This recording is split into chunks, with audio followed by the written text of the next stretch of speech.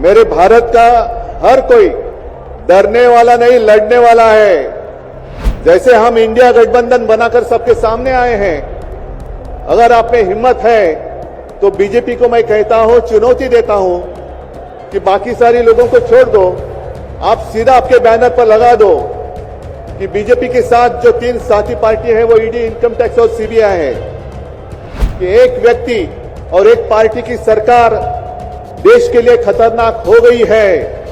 और अब वो समय आया है कि एक पार्टी और एक व्यक्ति की सरकार नहीं चलेगी। हम सारे आए हैं चुनाव के प्रचार के लिए नहीं आए हैं, हम प्रजातंत्र की रक्षा के लिए आए हैं। जितने देश में भ्रष्ट लोग हैं उन सारे लोगों को इकट्ठा लेकर बीजेपी देश को विकास के राह पर लेके जा सकता है। भ्रष्ट लोग देश का विकास कर सकते हैं। किसानों को आतंकवादी समझने वाली भाजपा सरकार को दिल्ली आने से रोकना होगा। अब की बार भाजपा तड़ी पर। मंच पे उपस्थित सभी मान्यवर नेतागण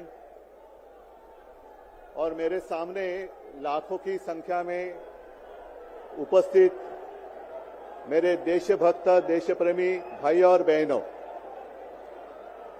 हम सबको पता है कोई चुनावी रैली नहीं है। अपनी 2 बहनें हिम्मत से लड़ रही है।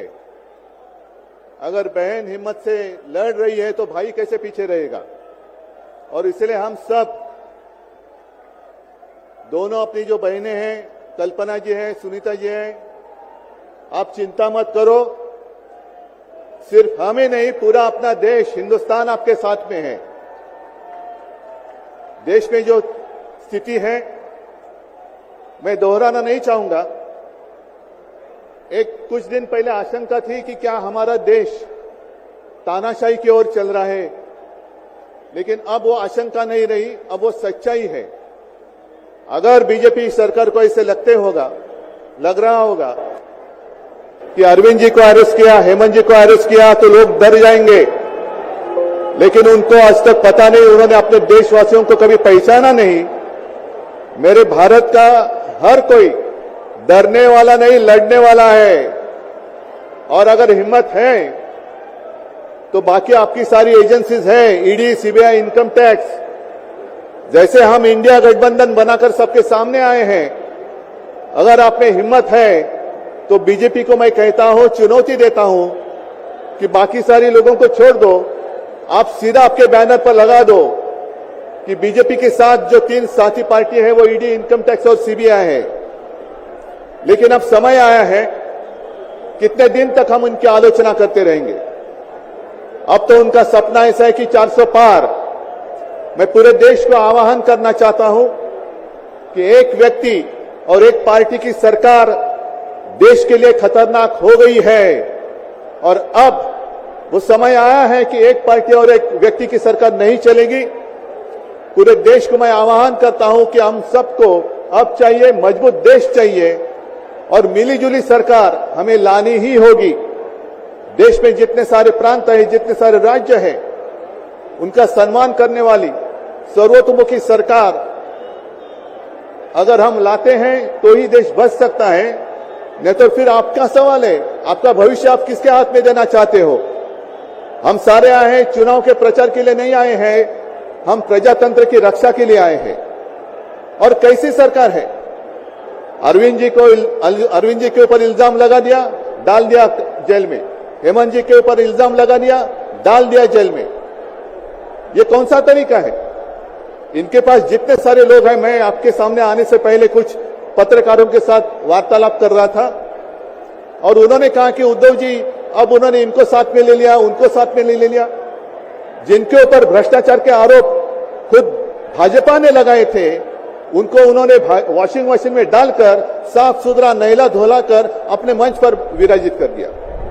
तो आप क्या विश्वास रख सकते हैं। जितने देश में भ्रष्ट लोग हैं उन सारे लोगों को इकट्ठा लेकर बीजेपी देश को विकास के राह पर लेके जा सकता है। भ्रष्ट लोग देश का विकास कर सकते हैं। तो ये सारी उनकी जो बातें हैं, आज जो अपनी रैली है, किसी ने कहा कि बीजेपी ने इस रैली को ठगों का मेला कहा है। क्या आप सारे लोग ठग हैं? मेरे देश के वासी, मेरे देश प्रेमी लोग क्या ठग हैं? ये तो भ्रष्ट लोग हैं, भ्रष्टाचारी लोग हैं जो भाजपा में है, जुमलेबाज लोग हैं। और मैं ये भी जानता हूं, मुझे याद है कि कुछ दिन पहले उत्तर भारत के सारे किसान दिल्ली आना चाहते थे, नहीं आने दिया। उनके जो रास्ते थे उसमें खिले डाल दिए, उनके ऊपर टीयर गैस छोड़ा, लाठीचार्ज किया। तो मैं पूरे देश के किसानों का आह्वान करता हूं, आप अन्नदाता हो, आप अन्नदाता हो, अन्नदाता देवो भव हमारी संस्कृति है। जो सरकार किसानों को आतंकवादी मानते हैं और जो सरकार किसानों को दिल्ली आने से रोकती है, तो पूरे अब समय है कि पूरे देश के किसानों ने किसानों को आतंकवादी समझने वाली भाजपा सरकार को दिल्ली आने से रोकना होगा। जैसे आपकी राह उन्होंने आपके रास्ते दिल्ली आने से रोकी थी, वैसे अब किसानों ने बीजेपी को दिल्ली आने से रोकना ही होगा। और एक नारा जो मैंने मुंबई में दिया था, वो जो कहते हैं कि आपकी बार 400 पार, मैं आपको आह्वान करता हूं कि जहां से आप आए हुए हैं, आप जाओ, अपने घर पे जाओ, जहां भी जाएंगे गांव में जाओ, लेकिन एक नारा आपको देना होगा तानाशाही के खिलाफ, अब की बार भाजपा तड़ी पार, अब की बार भाजपा तड़ी पार। और ऐसे तानाशाही करने वाली सरकार अब हम दिल्ली आने नहीं देंगे, यही शपथ लेकर आगे हमें जाना होगा। और फिर से एक बार सुनीता जी, कल्पना जी, आप चिंता मत करो, पूरा देश आपके साथ है, आप लड़ाई जीतेगी और हम सब लड़ाई जीतेंगे, प्रजातंत्र जीतेगा। जय हिंद, जय महाराष्ट्र। बहुत बहुत धन्यवाद।